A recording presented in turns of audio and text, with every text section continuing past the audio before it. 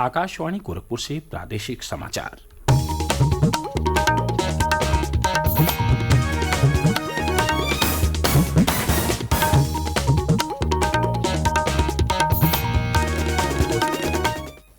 नमस्कार, समाचार बुलेटिन के साथ मैं वेद प्रकाश पाठक। पहले मुख्य समाचार।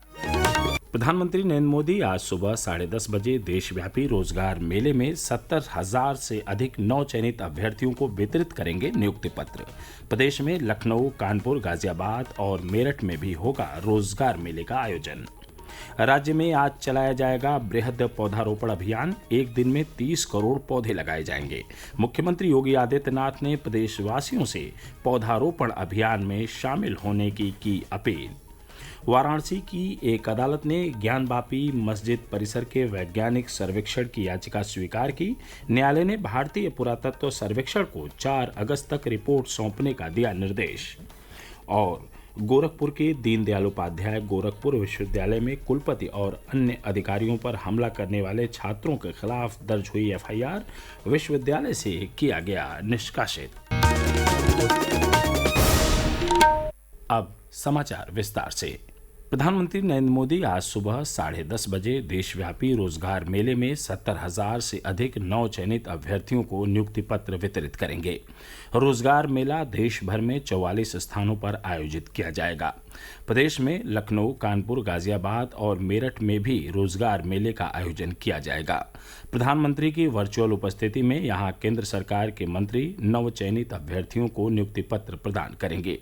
केंद्रीय ग्रामीण विकास राज्य मंत्री साध्वी निरंजन ज्योति लखनऊ के इंदिरा गांधी प्रतिष्ठान में, केंद्रीय वित्त राज्य मंत्री पंकज चौधरी कानपुर के चंद्रशेखर आजाद कृषि एवं प्रौद्योगिकी विश्वविद्यालय में, केंद्रीय सड़क परिवहन और राजमार्ग राज्य मंत्री सेवानिवृत्त जनरल वीके सिंह गाजियाबाद में और केंद्रीय मत्स्य पालन, पशुपालन और डेयरी राज्य मंत्री डॉक्टर संजीव कुमार बालियान मेरठ में नियुक्ति पत्र वितरित करेंगे।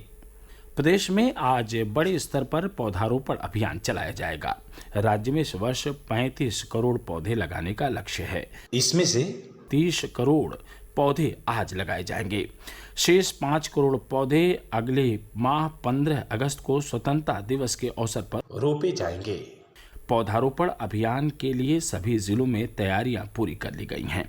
विभिन्न विभागों को पौधारोपण का लक्ष्य दिया गया है। गैर सरकारी संगठन भी पौधारोपण अभियान में बढ़ चढ़कर भाग लेंगे।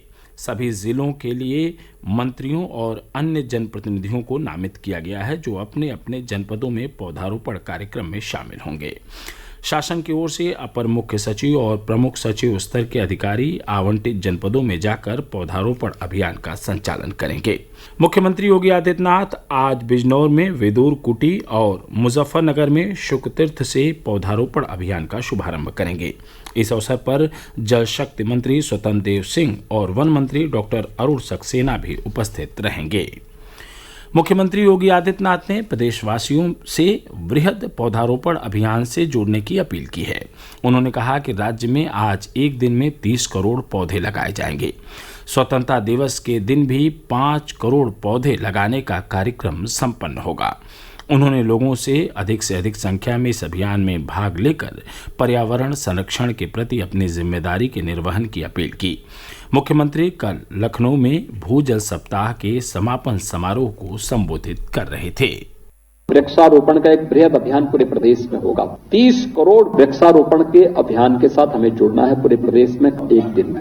यह कार्यक्रम प्रदेश भर में होगा और फिर स्वतंत्रता दिवस के दिन भी 5 करोड़ वृक्षारोपण का कार्यक्रम संपन्न होगा।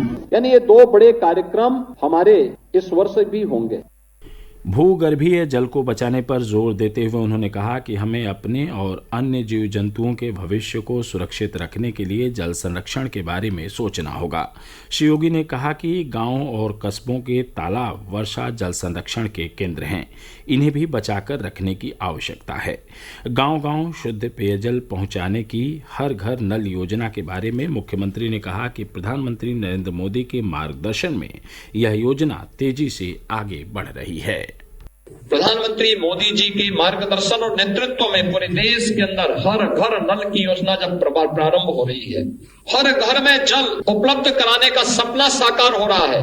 आज से 9 वर्ष पहले जो सपना था आज जो हकीकत बनती जा रही है। उत्तर प्रदेश के अंदर बुंदेलखंड और बिंद जैसे क्षेत्र में जल 5 किलोमीटर 7 किलोमीटर दूर तक लोग अपने सिर में ढो करके लेके आते थे, तब उनको घर में शुद्ध जल उपलब्ध हो पाता था। आज सरकार आपको आरओ का पानी आपके घर में पहुंचाने का कार्य कर रही है और हर घर जल जीवन मिशन के अंतर्गत हर घर नल की योजना इसी रूप में आगे बढ़ रही है। प्रादेशिक समाचार आप आकाशवाणी गोरखपुर से सुन रहे हैं। यह समाचार बुलेटिन हमारे YouTube channel AIR news Gorakhpur और ट्विटर हैंडल AIR News_GKP पर भी उपलब्ध है।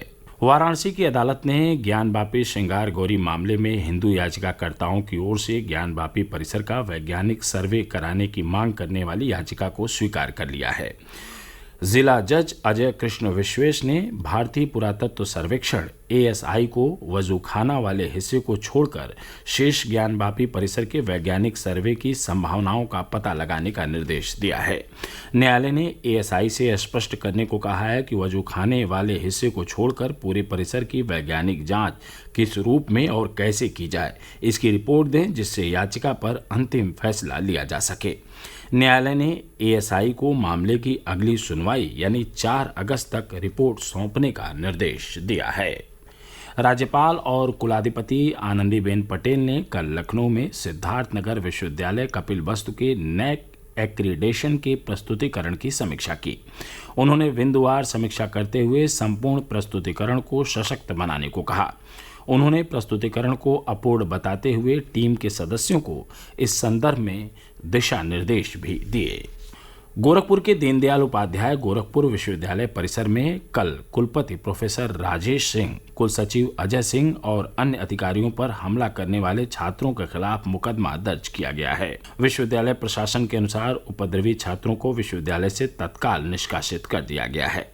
कल दिन में लगभग 11 बजे कुछ छात्रों ने विश्वविद्यालय के प्रशासनिक भवन में घुसकर हंगामा शुरू कर दिया। कुलपति कार्यालय का सामान, गमले, शीशे और कुर्सियों को क्षतिग्रस्त किया।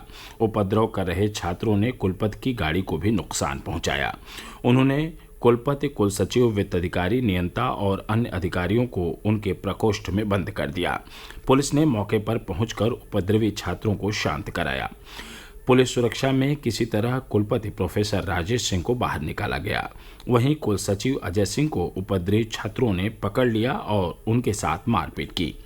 कुलसचिव के सिर में चोट आई है।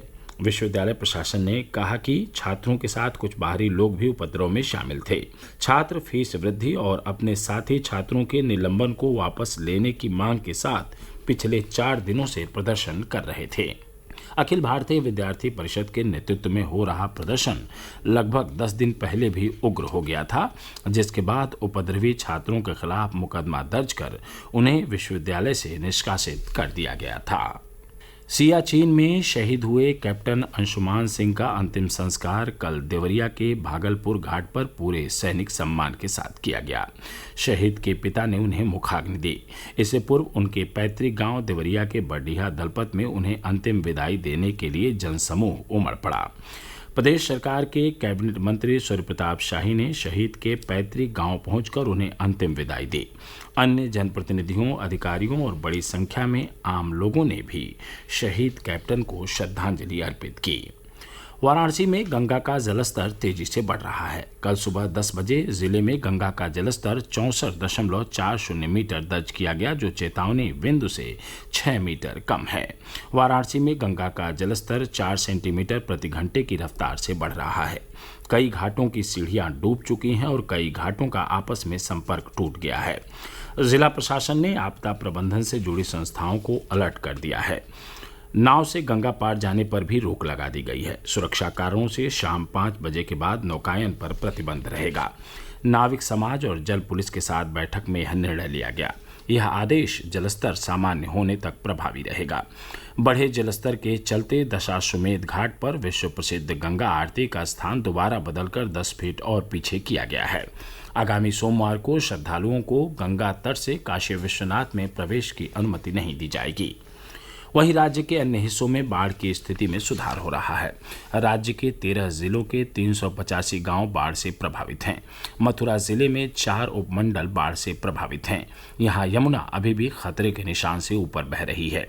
केंद्रीय जल आयोग के अनुसार प्रमुख नदियों गंगा, यमुना, घाघरा और शारदा का जलस्तर अभी भी राज्य में कई स्थानों पर खतरे के निशान से ऊपर बना हुआ है। और अंत में इस बुलेटिन के मुख्य समाचार एक बार फिर। प्रधानमंत्री नरेंद्र मोदी आज सुबह 10:30 बजे देशव्यापी रोजगार मेले में 70,000 से अधिक नवचयनित अभ्यर्थियों को वितरित करेंगे नियुक्ति पत्र। प्रदेश में लखनऊ, कानपुर, गाजियाबाद और मेरठ में भी होगा रोजगार मेले का आयोजन। राज्य में आज चलाया जाएगा वृहद पौधारोपण अभियान। एक दिन में 30 करोड़ पौधे लगाए जाएंगे। मुख्यमंत्री योगी आदित्यनाथ ने प्रदेशवासियों से पौधारोपण अभियान में शामिल होने की अपील। वाराणसी की एक अदालत ने ज्ञानवापी मस्जिद परिसर के वैज्ञानिक सर्वेक्षण की याचिका स्वीकार की। न्यायालय ने भारतीय पुरातत्व सर्वेक्षण को 4 अगस्त तक रिपोर्ट सौंपने का दिया निर्देश।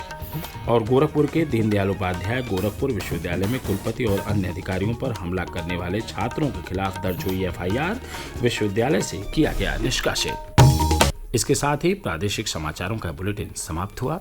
नमस्कार।